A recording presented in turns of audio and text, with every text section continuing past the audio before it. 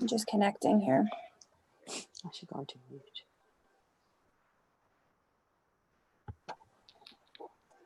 So I'm going to go ahead and mute everybody, but feel free to unmute yourself if you have a question as we go. Sounds good. So thanks everyone for coming. And I think because we're such a small group, we'll be able to sort of definitely stop me and ask questions if you have some, and we'll also have questions, time for questions at the end. So we're going to talk about screen time and media exposure in young kids, sort of in the shadow of coronavirus. And I wanted to thank Temple Emmanuel for having me here today, and thank Andrea for arranging it. And so just tell you a little bit about how I came to be here, which is I'm a child psychiatrist with a private practice in Newton, and I'm really a clinician. I'm not a researcher, but over time, I've just been hearing more and more complaints from parents about the conflicts that they're having in their families about screen usage, and it's just become over time a topic of interest for me. And I've become more and more convinced that some of the approaches that you take with young kids can really influence their relationship to screens as they get older and to technology as they get older. So that's how I came to sort of be thinking about this for extremely young kids, like, preschoolers and even younger kids. So what I want to do is share a little bit of data from before coronavirus, and then we'll talk about corona. The research generally shows that the daily use of television, computers, and mobile devices for 12-month-olds is an average of 53 minutes a day. And by the time kids are 3 years, it seems to be about 150 minutes a day. For tweens, it's 5 hours a day, and for teenagers, it's over 7 hours a day, and that doesn't even include school or homework. That's really screen entertainment. So that was sort of the background before Corona. Since Corona, Comcast says its peak network traffic is up as much as 60% in some areas, and Verizon says that the overall network traffic for video games is up 102%. So, it's not really a surprise because families are relying on screens to manage work, kids' school, and everyone's entertainment and social lives. But it's really a change from where we've been before, where many parents, clinicians, and educators have been very cautious and worried about screen usage in kids. So what I'd like to do tonight is just share some data, some of which will be reassuring, and some of which may be of concern. And we can think together about where it leads us and what's practical in our current situation. And I want to say from the start that I hope you leave the session without any guilt about any directions you feel are right for your family or your students, but maybe with a few new ideas about how you could shift things around if you felt like it. So this is a controversial topic, and you may really agree or really hate the things I'm saying, and that's fine. I really just want to get everybody to think about it and to think what might make sense for your family, again, or for your classroom. So I'm just gonna, I had a handout, and I'm just gonna screen share it. If you guys want to take a picture of the handout, that might be helpful, and I think Andrea can email it around later. So let me just share the screen. So hopefully you can see that. It's just a little bit about my talk, but in the middle of the page, I have some recommendations from the American Academy of Pediatrics. Just their guidelines, which were made from before coronavirus, just so you can think about what makes sense for you with these sort of points in mind. And just so you know, any organization that had guidelines before corona has basically is giving a lot of leeway for people during these times due to the situation. So they've all sort of said, loosen up on what we said. I'm just going to show you if you want to take a picture of that, and then I'm just going to move to the second page of the handout, which is mostly references and a couple things I thought were kind of funny, but the best thing here, the first two references, which are the American Academy of Pediatrics Family Media Plan, is really useful for thinking for your family what you might want to do. And then Common Sense Media has reviews of apps and games and TV shows that are helpful, and they have it by age for what's appropriate. So, and while you're looking at that, one of the things I thought we could do is while I'm talking, I may ask you guys just to think in the background if there's any uses of screens or technology that you guys have found to be particularly useful during our current times. And at the end, I'll either have us just share them out loud or put them in the chat box, whatever people are, we'll sort of see how it goes. But I thought we could crowdsource a little bit for ideas for what might be helpful for young kids. What we're going to focus on tonight really is that the idea of balancing kids and screens and coronavirus. The most important way to think about this right now is to think about the child we're talking about, the content of what they're viewing, and then the context it's happening in. And I have a few little vignettes I'm going to describe. They're to help us think about the child and the content of the media. Debbie, Yeah. Jason has a question for you. Jason, do you mind Sure. unmuting yourself? Sure, thanks. I guess my question is around what constitutes like screen or media time. Is it like watching a show? Is like my daughter has like Zoom school classes, and then there are like educational programs that are assignments that are on the computer. So is like media and screen time, is it all of that rolled together? Is it just the like sort of the computer program? It's sort of like a Yep. So it's defined differently in different places. Most places are talking really about screen entertainment. So that wouldn't be what's now school, but would be more sort of the off-school hours. And different people, again, have defined it differently. So what I think of now is if you're sort of on Skype with a grandparent, I don't think that counts. If it's a school assignment, I don't think that would count for some of the numbers we're talking about. But obviously, we still want to consider like how many hours a day total is someone sitting in front of a screen. You know, most of the time in the data, when they talk about the numbers, it's screen entertainment, which wouldn't count school time. So hopefully that's helpful. that Does does. that answer? Okay. Yeah, okay. Great.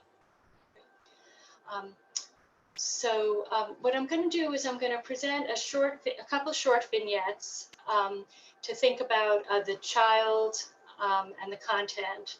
And then, but I want you to remember that for all of this, the context is really important. And our context right now is very different because so many options are limited. We've got whole families working from home, kids attending school from home, everyone socializing from home, and usually there's no childcare. So that just sort of throws a lot of how we've thought about things in the past a little bit off kilter. And I want to say it's really easy to get judgmental about these issues. I may try to challenge your assumptions a little, but I would just ask you to try and just be open and let's, hear where some of the data would direct us, and then we can think about practically what it might mean. So I've basically made up 2 preschoolers. They're not real kids. They're not related to anyone in my clinical practice. The first is Adina, who's very social, makes great eye contact, loves to give compliments, loves drawing, sight words, really into gymnastics. The other is Ben, who's kind of all boy. He loves being outside. He's usually kind of covered in dirt. He loves moving and climbing. He really doesn't make great eye contact, and you need to really work with him for conversation. And he's very expressive of his emotions, which is especially apparent when you ask him to switch activities. And with the preschoolers, I've made up 2 home environments for them. One of them grew up in a home with no screens and actually not even a TV. And the other one I think of as all screens all the time. The kids had tablets from as soon as they could use a tablet. And I just want you to think about what your expectation is for which of these kids would match for which house. But in fact, Adina, who's so social, is from the all screens all the time house. And Ben, who, you know, it can be a little bit more challenging and doesn't have great eye contact, is from the no TV, no screens house. So I just want you to think about what our assumptions are as we're thinking about kids. So I'm going to run through probably 5 different vignettes. There's a 6th if anyone's interested on violent video games, and we can sort of see at the end if anyone wants me to talk about that or not. So the first one's just looking at physical health with computer screens, mostly focused on sleeping and eating. So here's the vignette. Before the quarantine, Adina's teacher had commented that Adina is often tired at preschool. Her parents wonder if they should try to get her to bed earlier, but they like having family TV time in the evenings. With the stay-at-home order, they're so tired in the evening, they've let bedtime slide even later. Even so, they've noticed that Adina has a hard time falling asleep after watching. So there's a lot of data on sleep in kids, and the few hours before bedtime are especially important. And they think it's both the blue light that all screens emit and also the excitement of what kids are doing on screens that contribute to the difficulty sleeping. And it seems like it's worse if kids have telephones or screens in their bedrooms. So I might think about suggesting for Adina's family that they get some blue light blocking glasses, maybe watch on a TV that isn't in her room, and to pay attention to the content of the media. So late in the evening, they might want to try some calmer shows. Adina's dad also wonders if Adina's getting enough exercise because her weight is a little higher than it used to be. He feels badly that he doesn't have more time to supervise her outside, but he's trying to work from home, and all the babysitters they used in the past are quarantined in their own houses. So there's data from both video game use and from TV that shows a correlation with increases in kids' weight with increased viewing. And it's thought to relate to both the exposure to commercials as well as the passive snacking of sugary drinks and snacks that people do while they're watching or playing. And having a TV in the bedroom, again, correlates with higher weight versus having no screen. Although it turns out if you have a computer in the room, it's equivalent to not having a screen. So for Adina, I might suggest that they play some calm video games together in the evening to eliminate the commercials and to keep everyone's hands busy so they're not snacking as much. And also to pay attention to what food is available. But I think it's still really important to preserve the bedtime together. And at the same time, I would just remind you guys that there are some video games that involve a lot of physical motion that actually can provide more exercise than unstructured outdoor play. But if you switch or want to try one of those, I wouldn't do it right at bedtime because you could rev Adina up. But you also have to watch how you use the games because kids get really adept really quickly at like flicking their wrist to move their character around the screen instead of using their whole body. Okay, so the next vignette is on attention and focus. Ben's mom knows that her mother's playing computer games to try to retain her cognitive skills. She wonders if games could make Ben smarter too. Since Ben is protesting online school, she wonders if playing computer games might be a reasonable substitute. She also is wondering whether the games might help train Ben's brain so he'll be more focused and calmer. So I sort of want to break this one out into the different questions. The first question was, can the computer make Ben smarter? And in adults, there is some question that video games can improve executive function. It may allow the adult brain to have more plasticity, but you know, adults are usually playing educational games and not just gaming. And also, as you guys know, the developing brain is very different from an adult brain. So we do know that kids can learn from media exposure, but it's especially true if an adult is sitting with the child and facilitating the experience, explaining what they're seeing, and help them relate it and connect it to their real life. And developing a connection to a much watched character who talks directly to the child, like Elmo, can also help with learning. However, it's really not clear that the educational benefit of that sort of passive experience of learning from TV exceeds what you would gain from all the other activities that you would have been doing if you weren't watching the screen. As you guys know, kids learn best by doing, but one thing we need to remember now is that coronavirus has sort of shifted the other side of the equation. You know, there aren't as many things being displaced now as there might have been before. And one thing I just want to highlight here is that the content matters a lot, and just to be aware that a lot of apps that are marked educational aren't really that educational. That website I pointed to before, Common Sense Media, does a nice job of going through and making recommendations for that. Ideally, you'd be looking for ones that are made for an adult and child to do together, but it's hard now, you know, just because of everybody's schedules. But I would try to think about what small adjustments you could make that might bring you closer to that experience. So the next part of the question was, will Ben be better able to focus if he's spending more time on screens? And there are a number of studies looking at kids and attention, and it does seem to show that kids who played video games for sort of 30 to 40 minutes did better on a test of attention that was given immediately afterwards. So 30 to 40 minutes of video play may optimize attention, but younger kids, boys, kids with ADHD, and kids who played more hours at home either didn't improve or did worse from playing. There are some things that do seem to improve from playing. It seems like hand-eye coordination, visual tracking, working memory, and multitasking can all improve, but it's not clear that that improvement is enough to actually make a difference in the real world. And it does look like speech and language don't fare as well in the studies.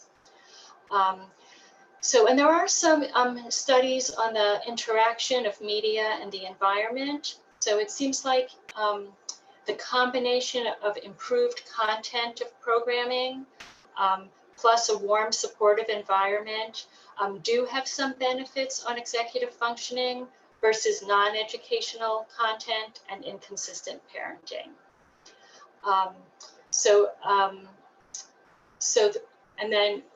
Then risk factors for worse executive functioning include content that isn't high quality, earlier age of media use, and greater cumulative hours of media use.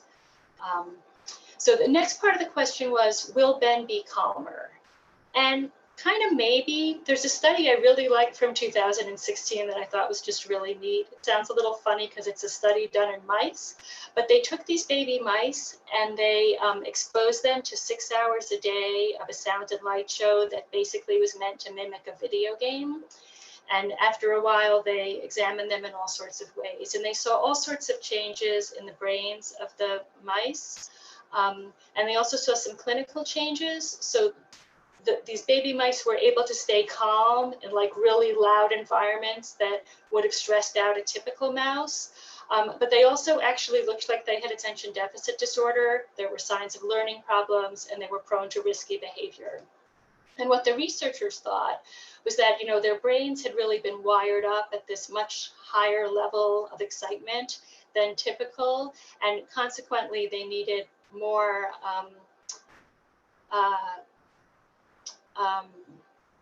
stimulation to get attention from these mice.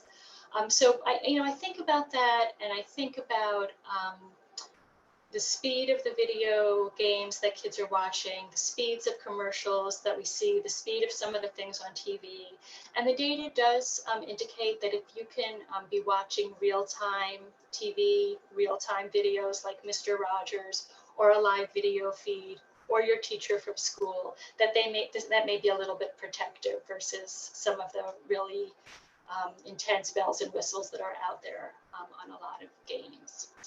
So some kids do get calmer and do mellow out when they're playing video games, but for others, if they lose the game, or if it's time to get off and the battle at the end of time when it's time to get off can sort of counterbalance any calmness that they might have had while they were playing.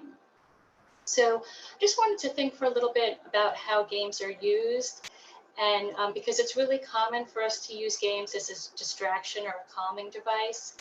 And it often unfolds like this. And I want to say I would have completely been guilty of this when my kids were little, if handheld devices existed.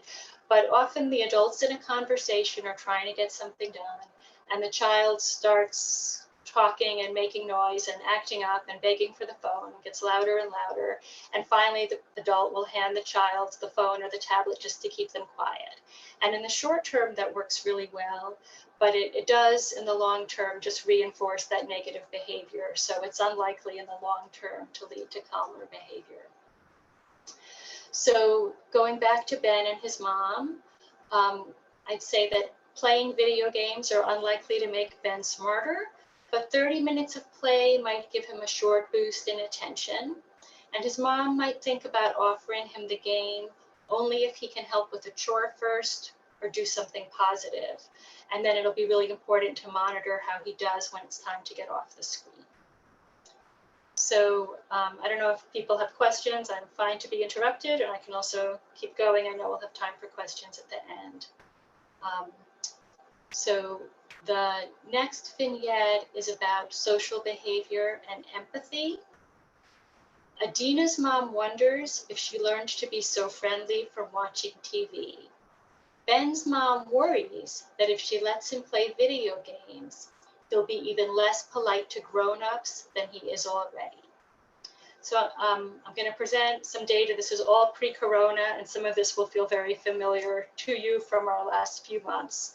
So there's research studies as well as anecdotal reports that suggest benefits of media use for today's children and adolescents. The shared projects and cooperative games can improve communication. Additional benefits include the internet as a vehicle for exposure to new ideas and immersive learning experiences. There are many social platforms that provide tools that students can use to touch base with and collaborate with others. Communicating across distance is made easier by social media and by video chatting, and both traditional and social media can raise awareness of current events and issues and provide tools to promote community participation and civic engagement. So, but just like with the impact on learning, a lot depends on the content of what's being watched and how it's processed. So there is some reassuring data about TV because, as you guys know, TV's been used as an electronic babysitter for a really long time. And it seems to be that excessive media use in this way has been more likely in infants and toddlers who have a more difficult temperament or more trouble with self-regulation. But when they've reviewed that data, it's actually not clear whether those more challenging infants and toddlers have more positive or negative outcomes over time when they're exposed to more media duration. And I think a lot really depends on the quality of the content and the context. So if you can keep the content away from violent imagery and violent games and keep it more pro-social, like Dora the Explorer or Sesame Street, it does improve children's social skills and decrease their aggressive responses a little. Just a slight change. So can this make kids more social? It does seem generally that kids' behavior online mimics their in-person behavior. So if you're more social in the real world, you're likely to be more social online and vice versa. So, and just to know that all the data that are talking about is not really on platforms like Zoom or other social live video platforms. Even before Corona, the health organizations considered Skyping with relatives and the equivalent okay, even at the youngest ages. And these interactions, as Jason was asking before, aren't counted in the screen time limits that the organizations recommend. So I'm going to share my screen again. I have some pictures I just want to share with you for a minute. Whoops. Okay. So, so these are a series of pictures by a photographer named Eric Pickersgill. And what he does is he has people pose first with their device, and then he has them put the device down and resume the pose. So I just think these are so striking. I'm just going to show you some of them. Just thinking about sort of social interaction. Oops, let me get you, this will be the last one. So, you know, he does this, and then he had a TED Talk, which I thought had a lovely idea in it, and it may be something you guys might want to do yourselves at some point. But what he suggests is that you do this at home with your, you take the picture, you hold your device and then put your device down and resume the pose and have someone take a picture.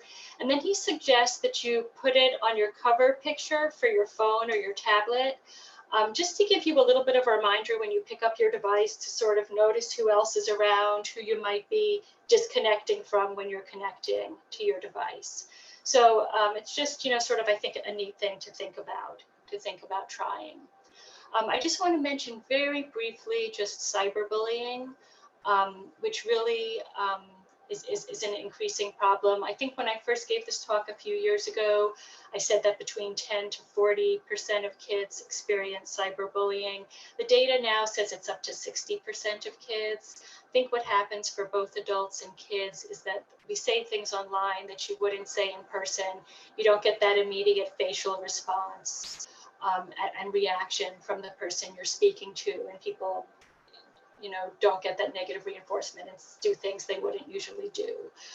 So I think it's really important, again, to educate about this, about social norms on social media from an early age. So back to the vignette. So neither Adina nor Ben is likely to have a big personality change from either watching or not watching screens. In usual times, their real life interactions are likely to far outweigh their online interactions in most circumstances. But for Ben, anytime he's using screens a lot, he's also benefit from some extra focus on social skills. So this might mean spending a little extra time with him face to face without being distracted by a screen. Adina seems like she's doing okay, but given the amount of time her family's spending on screens, they might want to be sure they continue to spend face-to-face time together every day. And they also might want to keep an eye out for any changes in Adina's social interactions or responsiveness to other kids. But both kids could benefit from preventative education against being a bully and how to respond to bullying, and some teaching about social norms online.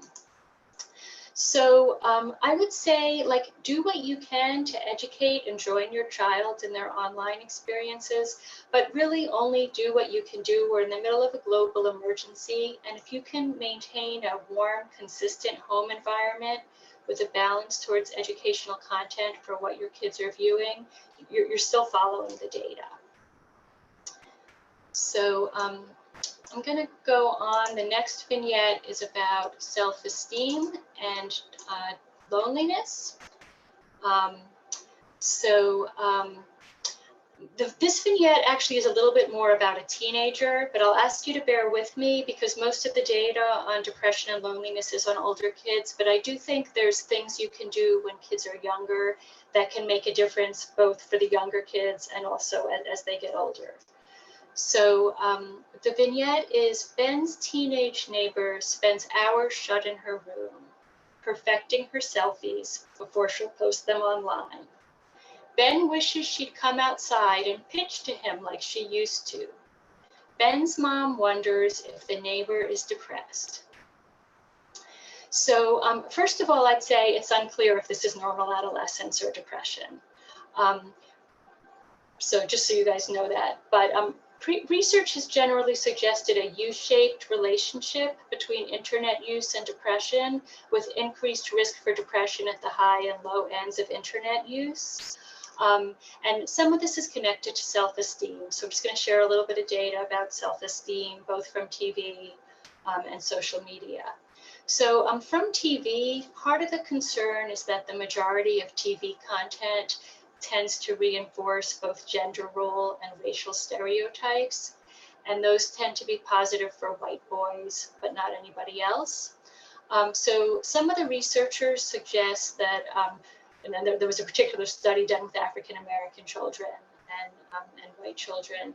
And they suggest that the Black children and the white girls might be internalizing some of the social norms that were portrayed on TV, and then using those messages as a basis for self-evaluation and having a negative effect on their self-esteem. So that's part of the concern. So I know, there's a lot of attention and increasing attention to how kids are portrayed, how different races and genders are portrayed on TV. And, that's one of the things to look out for as you're looking at educational content. This is another time also as we think about self-esteem where that opportunity cost comes into balance, where you need to think about what are the concerns is that more TV viewing displaces real life experiences that might build self-esteem. And so again, now one of the things we have to think about with Corona is not as much usual activity is available. So there's less being displaced right now. But one thing I would say, and I've been talking about this just a lot in general with the pandemic and the stay-at-home orders and safer at home orders, is that I think that one thing that can help us all get through it is to try and have a couple things that we're working on during this time that are either something new that you're learning or your kids are learning, or something that you're trying to get better at.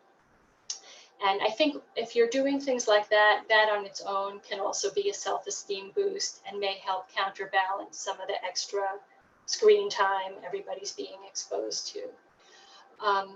And then the other thing I just wanted to say about this piece is that, again, we have to think about the alternatives to watching TV. And if the alternative to having the TV on a little bit extra is that your child keeps interrupting, you can't get your work done, your stress is going up, the level of tension in the house is going up, that may not be a trade-off that's worth it. So again, I'd really think about what the bigger context is that these decisions are being made in. Then just on a flip side, a little bit thinking about self-esteem, there is some nice data that kids who watch TV with their parents or discuss the shows afterwards as a family can have a boost in self-esteem. And that also can be, is also shown to have some protection for some risk-taking in early adolescence. So like a lot of these things, there's sort of, depending on some of the nitty-gritty, it can go either way.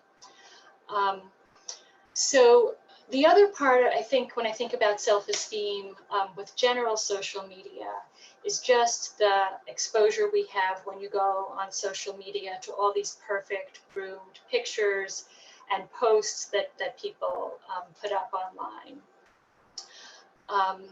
So there's this lovely big survey they did in the UK of kids and social media use.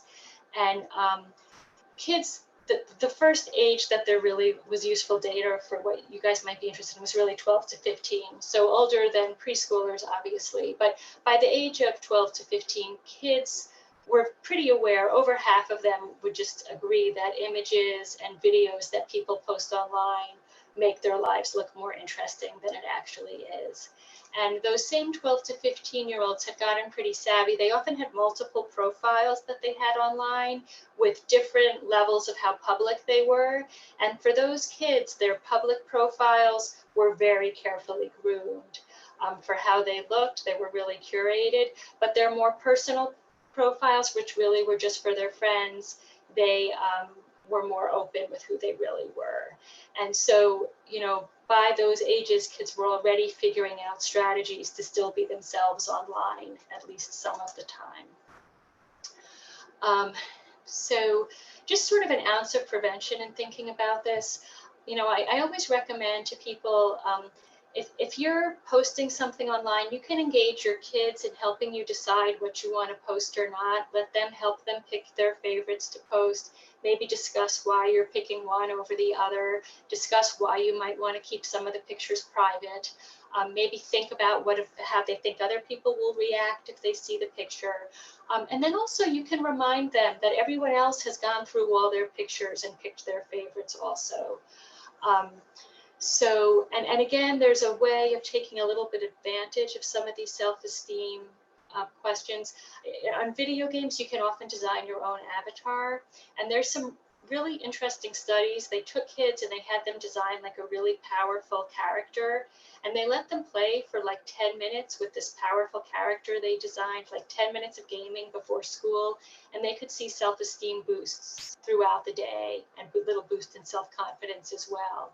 So, you know, it's just interesting how these things can be used in different ways. And I think it's worth thinking about. It's good to sort of be able to control the effect of the media on your kids instead of letting the media control all of us. So again, thinking more about social media. Some of the concerns with social media really stem from the concerns about the superficial connections people can have online, and that can contribute to loneliness and then to depression. And there are some contradictory findings with it. The same, UK study where they were looking at the kids' relationships to social media, 90% of those 12 to 15-year-old kids felt that social media made them feel happy and helped them feel closer to their friends. 2/3 of them said that they would post supportive messages and comments to their friends if they thought their friend was having a hard time. Debbie, Yep.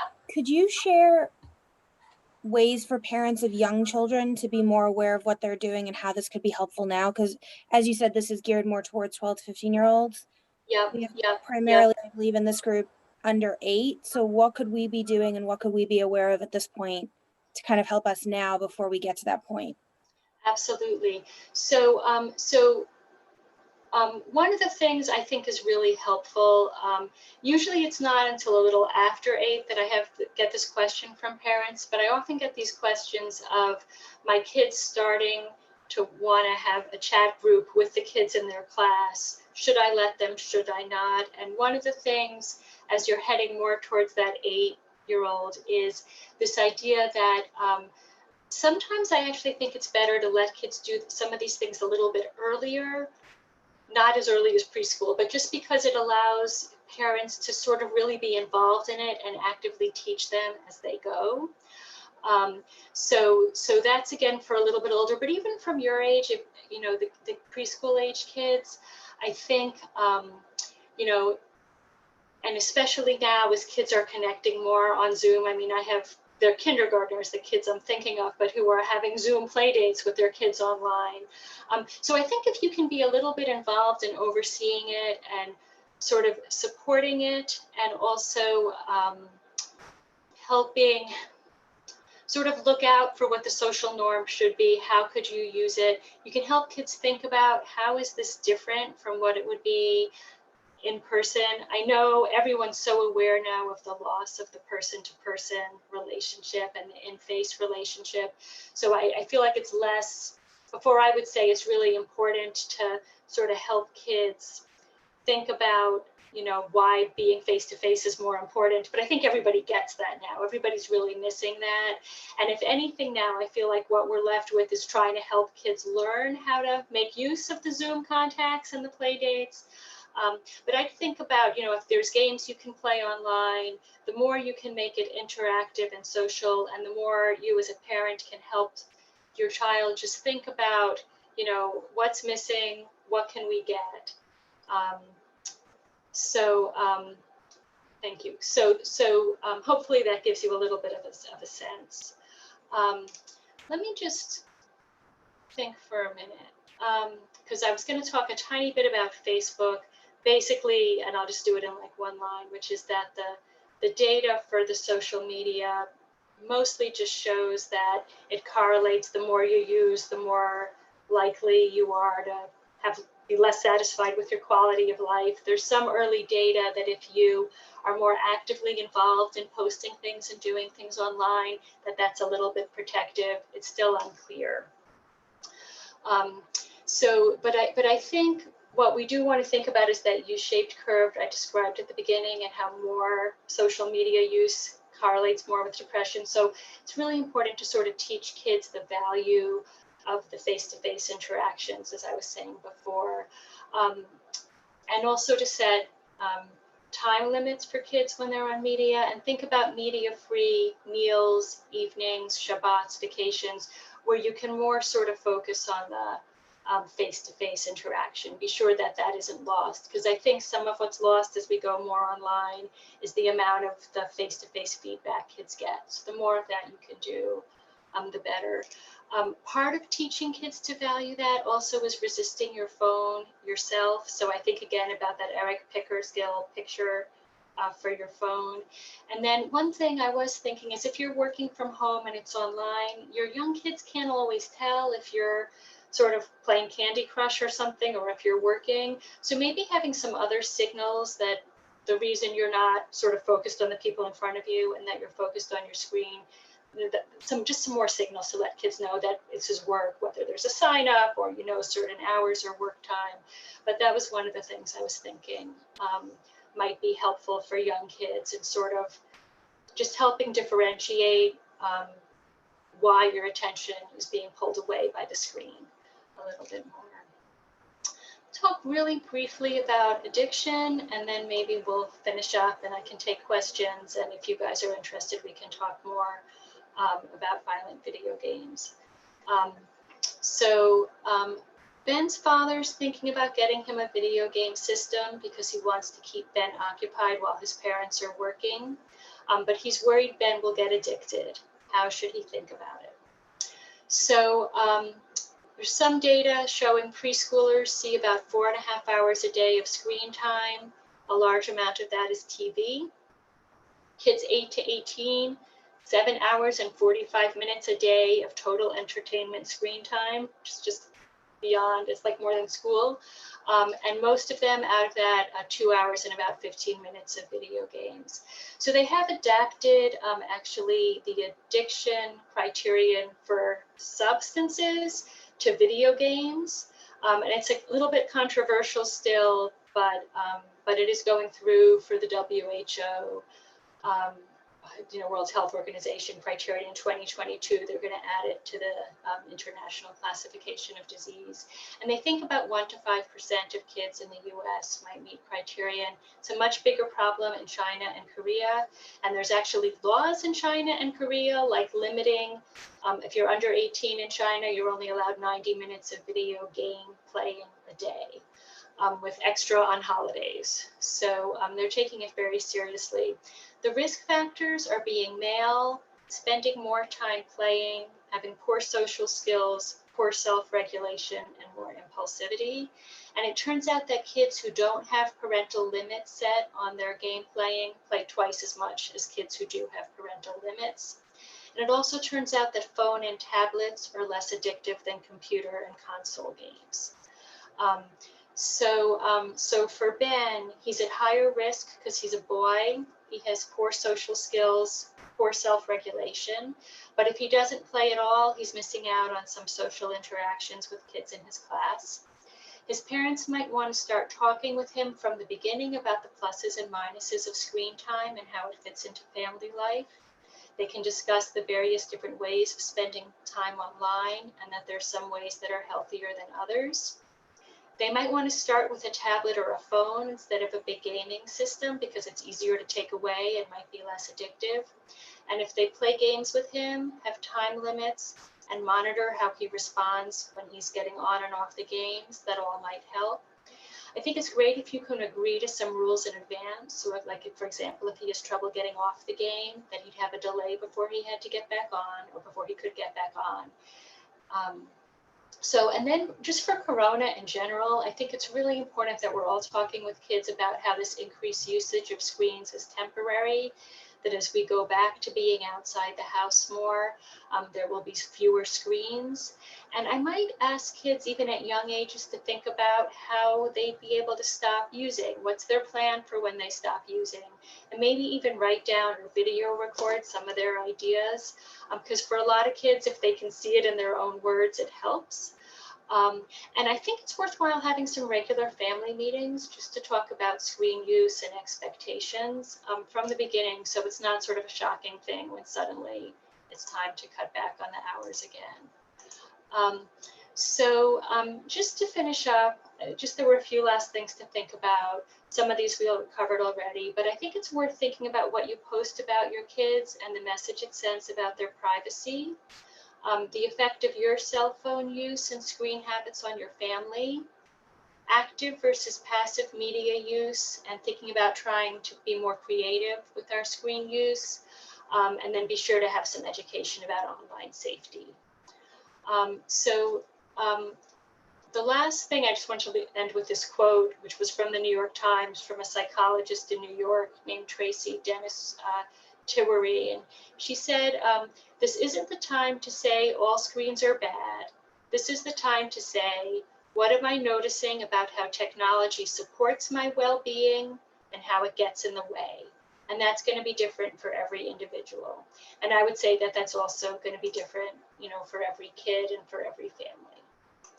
So why don't I stop here? And if there's questions, great. I'm just going to stop the recording.